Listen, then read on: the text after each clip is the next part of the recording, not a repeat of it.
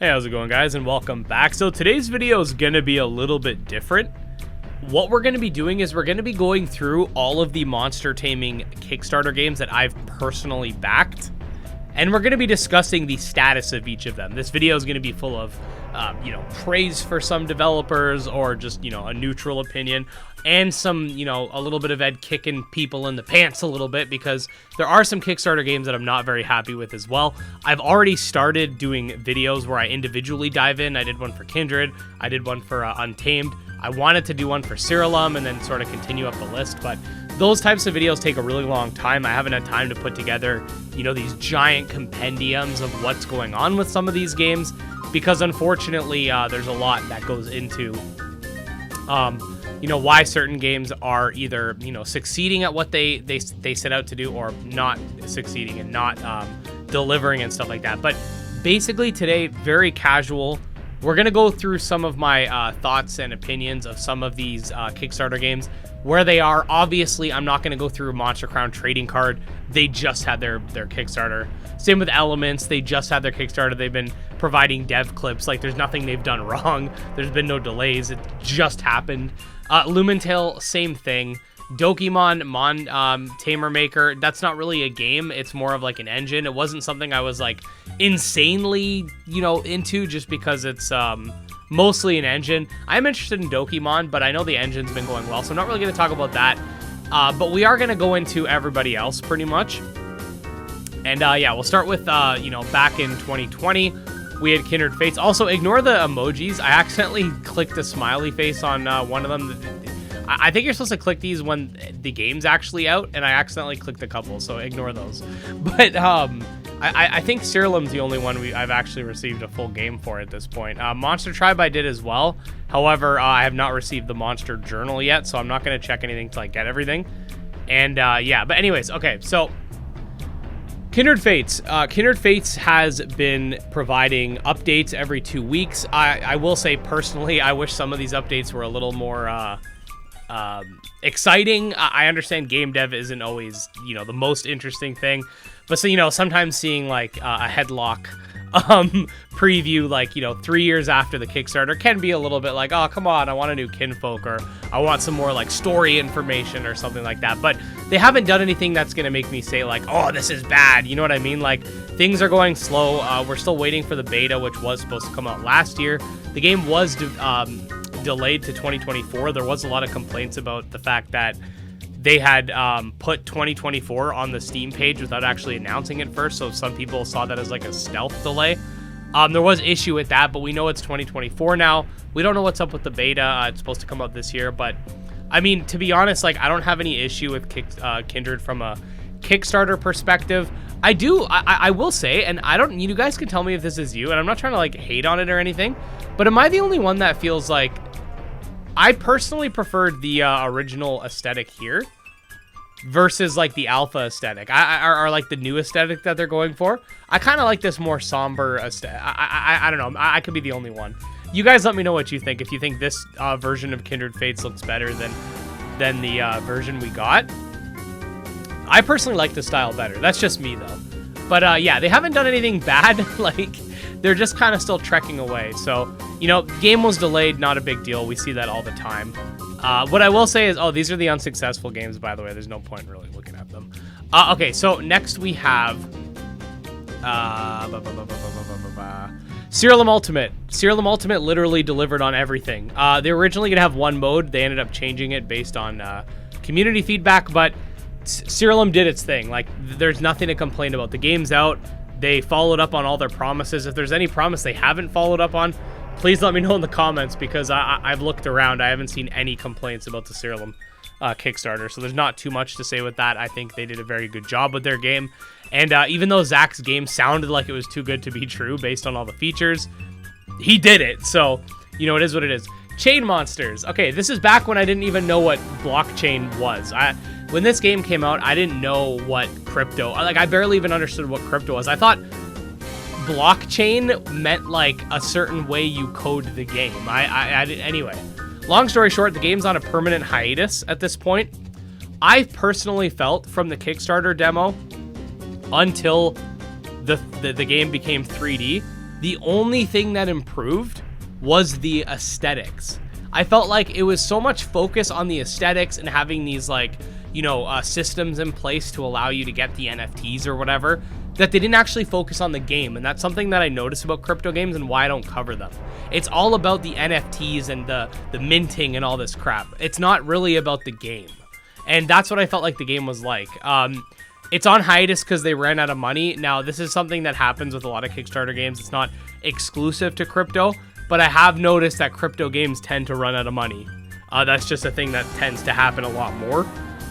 So, you know, that's that, right? The game's on hiatus, so clearly it's not going to be able to deliver on the game itself until it comes back.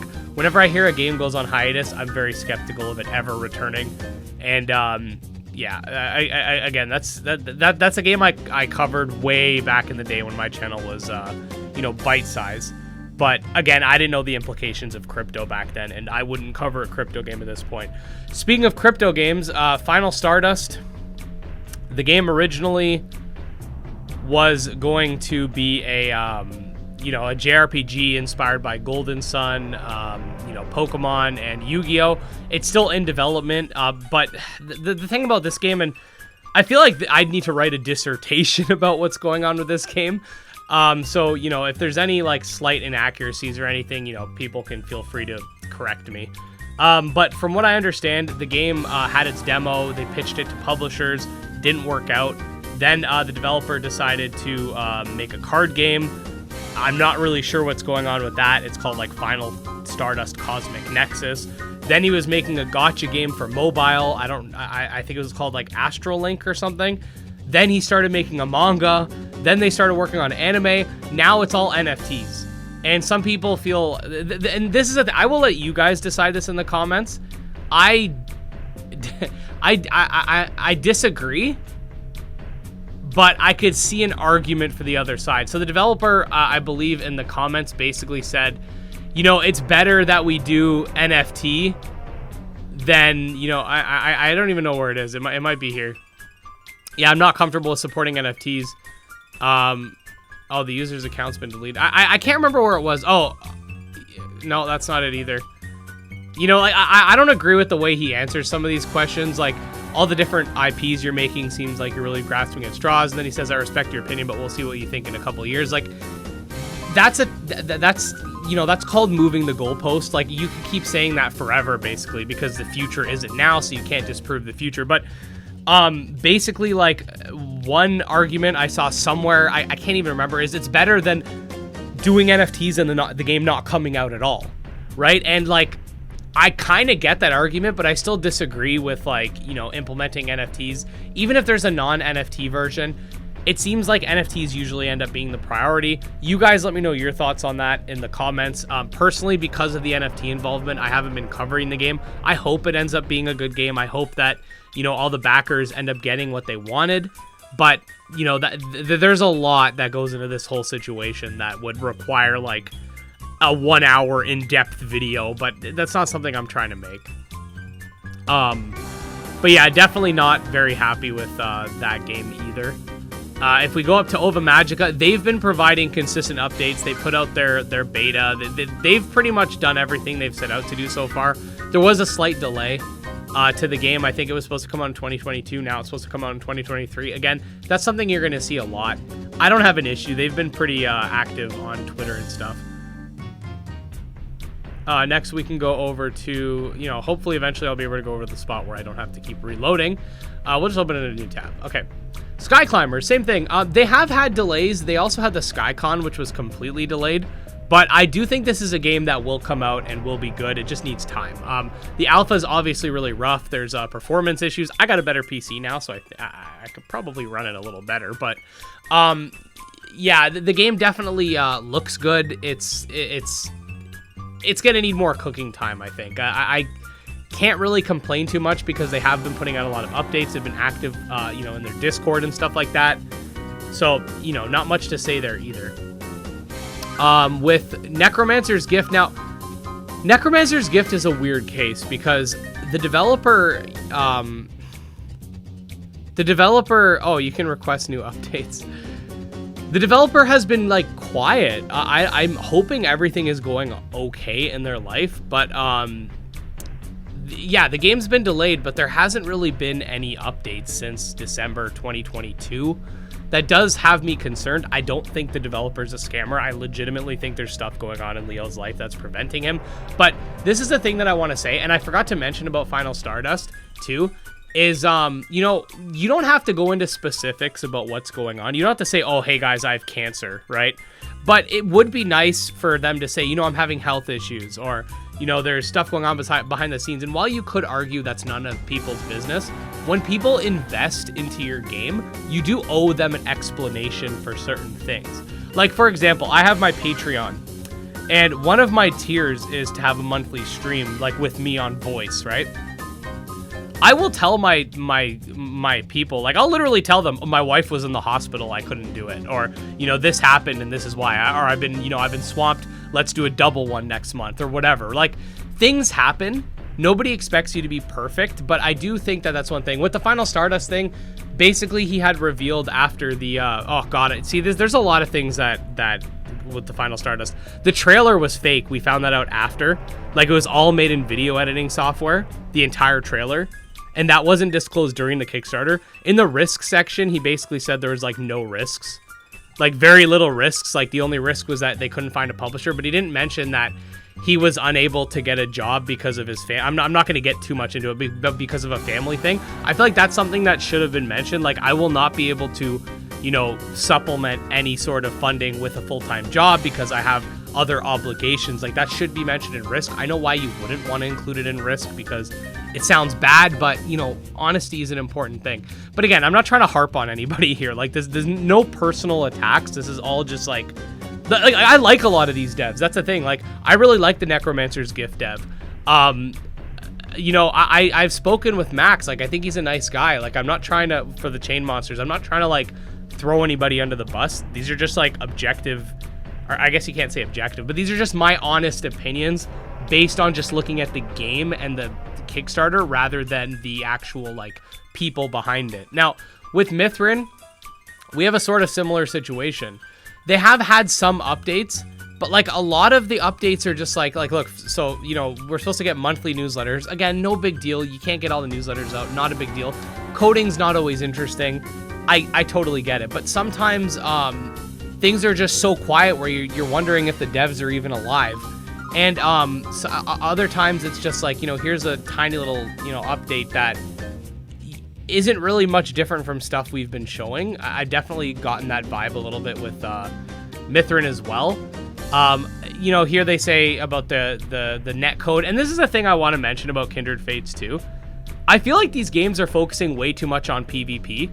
The Kindred Fates Alpha has no players. Coromon's PvP, which sold 125,000 copies, has no players. I think these devs are focusing way too much on PvP. Like, these games are not going to be the next Smash Bros. That's all I'm trying to say. Unfortunately, I think PvP is something you should be focusing on after the base game is out, if your game's popular. I don't think putting a bunch of time into a system that the vast majority of people aren't going to use is a good use of resources. People can disagree. It is what it is. Monster Tribe, the game's out. I don't know why the physical, you know, rewards and stuff are coming out after. I do find that kind of weird. Like, I feel like that should have been some of the earlier stuff to come. Like, with Kindred Fates, people got their Auburn plushies, which you'd get if you backed the alpha, I think, or just before the alpha. They got that way, but, like, people already got those, so I don't know why none of the physical rewards have come out for Monster Tribe yet. I feel like that's stuff that should happen first. But the game's out, so, like, it's not a big deal. Laxidaze has been completely quiet. Every time I ask, basically, I've been told they're, you know, relearning a new engine, which obviously is a lot of work. But, like, for me, it's like, what does that mean? Like, are you, like, are they just watching tutorials? Are they actually, like, working on the game?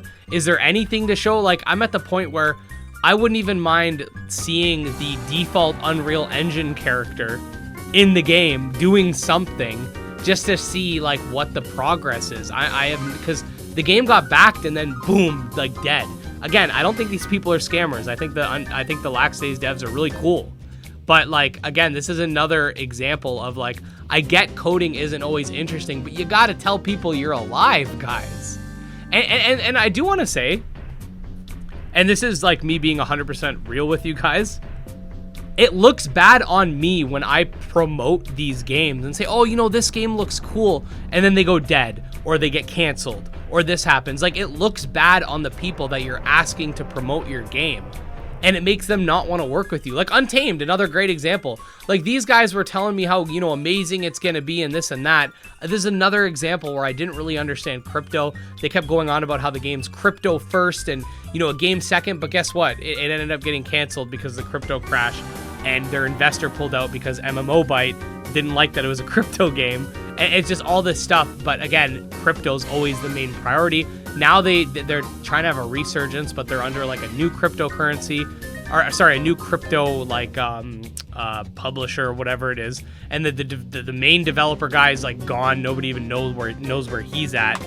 It's just another example of a crypto game. This is why I don't cover crypto games. This is why whenever I hear devs telling me they're the 1%, and you know, I don't know enough about, I don't have to know anything about crypto to know that every time there's a crypto game, crypto's prioritized. That's all I need to know, because if crypto wasn't the priority, it wouldn't be a crypto game to begin with. Prying to the Void, so these ones are a little hard, because Prying to the Void, they've been showing updates. I speak to the dev once in a while in DMs. He actually, I just messaged him because he was going to submit to the Monster Taming Direct. Fine. Like the Kickstarter was decently recent. He's been like, you know, working on the game, nothing crazy, nothing suspicious. Things are good. Gremlin's been showing off monsters, and then these ones we already mentioned earlier. So like, you know, anybody up from Untamed is pretty much like kind of new, so I don't want to like go into them too much. And anyone down, like you know, there's a decent amount of games that I'm just like, man, like, you guys need to keep people informed, whether it's through like, you know, just a text post like, hey guys, we're still alive, you know, this is what we're working on. You guys need to give us something, because otherwise people are going to start calling your games scams, and I don't want that to happen. I think it looks bad on the genre. And yeah, that's pretty much my whole spiel. This is a way longer video than I was expecting, but this is what happens. Like, we need to have I think a lot more clarity in the Kickstarter scene, and this is why I do not tell people, go back this game anymore. I always tell people, you can watch my videos, I'll give you my personal opinion if I think this is cool, but you go make an educated decision, you go read through the risks, you go read through everything, you go and just make your own informed decision. Don't just back something because I'm hyped about it. That's why I always say this, because you never know, right? Like, some of these games have gone completely quiet. There's games that are not on this list because I didn't back them because I wasn't like making videos back then or whatever. Like Monster Sanctuary had a Kickstarter. They promised everything and more, and then they gave it. Monster Crown, same situation. Game's out, you know, everything's good. Backers got their stuff. Temtem, same thing, right? Like, there are good monster taming games on Kickstarter, but games that, you know, become NFT projects or you know, get canceled because the crypto crash, or games that just go completely dead without any sort of inkling as to when they're returning or what's going on. The Last Monsters is another example of that. Like these games look bad on everybody else, and they cause games to get less funding. If you look, and I'm not going to go too much to this, but in 2020, monster taming games were getting funded left, right, and center because of Temtem. Slowly over time, and I'm even guilty of this. You can see some of my like, I used to be able, like, I used to have more disposable income. Kind of funny, the bigger I got on YouTube, the less money I have. But I used to back a lot more because I was really into the hype, right? But then, like, nowadays, I'm not as willing to throw a bunch of money at a game because it's hard to trust anyone anymore. And, you know, it shouldn't be a 50-50 split between whether the game's going to go silent or canceled, or if the game's going to actually come out. So, you know, if you are one of the developers that I, you know, criticized a little bit here, don't take it personally. Again, I want all of your games to do well. I have no animosity towards anyone, but I would like a little more, like, you know, transparency on certain aspects. Whether or not, you know, some people think it's too late is their decision, but that's pretty much it for the video. Let me know which Kickstarter games you guys, you know, are satisfied with or dissatisfied with, whether or not they're monster taming games. You know, let me know in the comments, and I don't know, let me know what you think about this video. Let me know what you think about my opinions. This is all unscripted, so you know, if I'm a little rambly, that's why. But I just, this is something that that's been bugging me for a while with some of these games, being very silent and not really, you know, talking, and you know, just giving a bad light to the genre with regards to a few of them especially. And I wanted to highlight that. So you guys let me know your thoughts, and I will see you guys in the next one. Peace out.